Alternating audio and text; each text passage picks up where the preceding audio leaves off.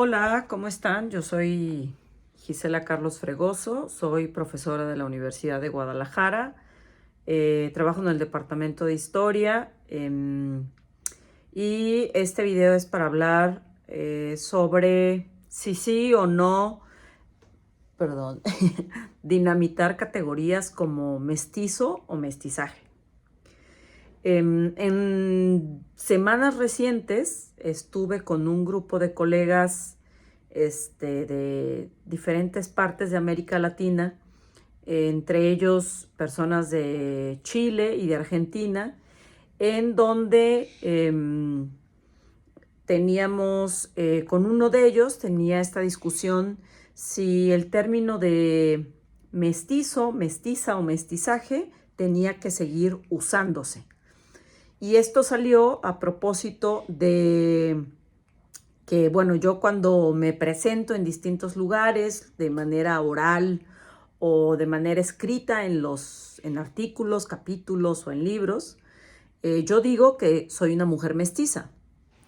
Y no nada más en México, sino en muchos países de América Latina, hay el argumento de que el mestizaje, el discurso del mestizaje, fue un mito y por lo tanto un mito que sirvió para decir que no existían las desigualdades basadas en ideas sobre las razas, ¿no? Es decir, desigualdades raciales, y que por lo tanto el concepto de mestizaje no tenía que seguirse usando. Al mismo tiempo, y en discusión con otros colegas, particularmente aquí de México, uno de sus argumentos es que pues todos deberíamos de ser mestizos, porque también ser una persona mestiza implica la mezcla de dos o más genes. Por lo tanto, todos deberíamos de ser mestizos o nadie debería de serlo. Y yo estoy en desacuerdo con ambos posicionamientos. Y lo explico por qué. Yo creo que la primera cosa, digo, si tú estás viendo esto y dices, esas categorías ni al caso no se usan, sigue deslizando. Este video no es para ti. Este video es para un conjunto de personas que hacen política pública, para activistas por los derechos humanos, particularmente activistas antirracistas, y para discusiones, para personas involucradas en discusiones sobre racismo y antirracismo en México y en toda América Latina. Yo empezaría distinguiendo en que hay diferentes acepciones de mestizaje y de persona mestiza, ¿no? O sea, cuando hablamos del mito del mestizaje, estamos hablando de un proyecto político desarrollado en un lapso de tiempo muy preciso, en el caso mexicano, que se puede rastrear y documentar, ¿no? Históricamente. Fue un proyecto político, fue un proyecto económico, un proyecto social, educativo, cultural, que se puede rastrear. Entonces, fue el proyecto de un Estado-nación, ¿sí? O sea, consistió en prácticas como políticas públicas y acciones desde instancias, desde instituciones, digamos, ¿no? O sea, acciones estructurales que determinaron ciertas dinámicas sociales. Bueno, el producto de ese proyecto, como las misiones culturales de la que después sería Secretaría de Educación Pública en México, que se iba a llamar Secretaría de la Raza. Ojo, esto está documentado históricamente por gente de la UNAM. El producto, las subjetividades que creó este proyecto político, económico, social, cultural y educativo, son las personas mestizas. Creó subjetividades particulares. ¿Cuáles son esas subjetividades particulares? Bueno, muchas familias, como la mía, creyó durante muchísimo tiempo, mis tíos, mis abuelos, que hablar español era mejor que hablar lenguas indígenas, ¿sí? Muchas familias, muchas personas creyeron y actuaron y decían, repetían, es decir, tenían una subjetividad que pensaban que los orígenes de todas las personas eran los pueblos indígenas y personas españolas, ¿sí? Mucha gente creyó eso y no querían buscar los orígenes indígenas, pero sí querían buscar los orígenes españoles o, en su defecto, europeos, dejando de lado, por ejemplo, el elemento afro, ¿no? Entonces, yo haría distinciones. El mestizaje como un proyecto político, económico, racial, social, cultural y educativo. Lo mestizo como una subjetividad particular que es producto de ese proyecto político, social, económico, bla, bla, bla, ¿sí? que se reprodujo en generaciones.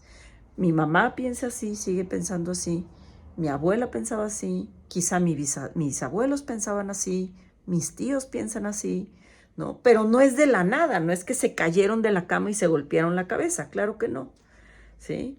Es que pues son producto de un proyecto educativo, cultural, social, económico, etcétera, ¿no? Donde, por ejemplo, se entendía que lo desarrollado, lo civilizado, no era lo rural, pese a que mi familia tiene orígenes rurales, ¿no? No era lo rural, sino que se creía que lo moderno, entendido como la urbe, era lo mejor, ¿no? El progreso era entendido como la urbe, lo moderno era entendido como la urbe, y eso era lo mejor, más calidad de vida, ¿no? Una mejor vida, así era entendido, ¿no? Eso es parte de una subjetividad mestiza. Entonces, esa es la segunda acepción. La primera, repito, es un proyecto político de nación, de naciones en Latinoamérica. La segunda es una subjetividad resultado de ese proyecto. Y la tercera, y la más importante me parece, es que las personas que repetimos, reprodujimos esa subjetividad, ¿sí?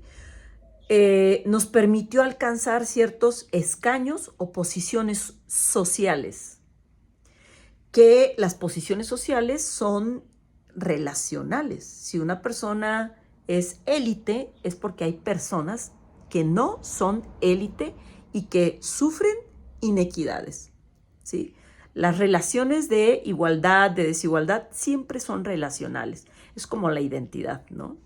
Entonces, las personas que reprodujimos esa subjetividad, que dijimos, no, sí, es mejor hablar español y hablar español así tipo de la Ciudad de México, sin un acento costeño, sin un acento norteño, sin un... No, sí, es mejor hablar otras lenguas, pero no cualquier lengua, sino eurocéntricas, ¿no? Como el inglés, el francés, el portugués, el alemán, ¿no? Entonces, repetir esa subjetividad nos permitió alcanzar lugares en las jerarquías raciales de nuestro país. Si no visibilizamos eso, estamos perdiendo el foco, ¿sí? Estamos perdiendo el foco. Entonces, nombrarme como una persona mestiza, o que las personas que reprodujimos esa subjetividad, nombrarnos como personas mestizas, es hacer evidente ese lugar que ocupamos, ¿sí?, en las jerarquías raciales, pero también es hacer evidente que hemos reproducido mediante nuestra subjetividad, ¿sí?, aprendida, ese proyecto de Estado-Nación. Y eso quiere decir que también cuando nos nombramos como mestizas, quiere decir que no somos personas blancas, ¿sí?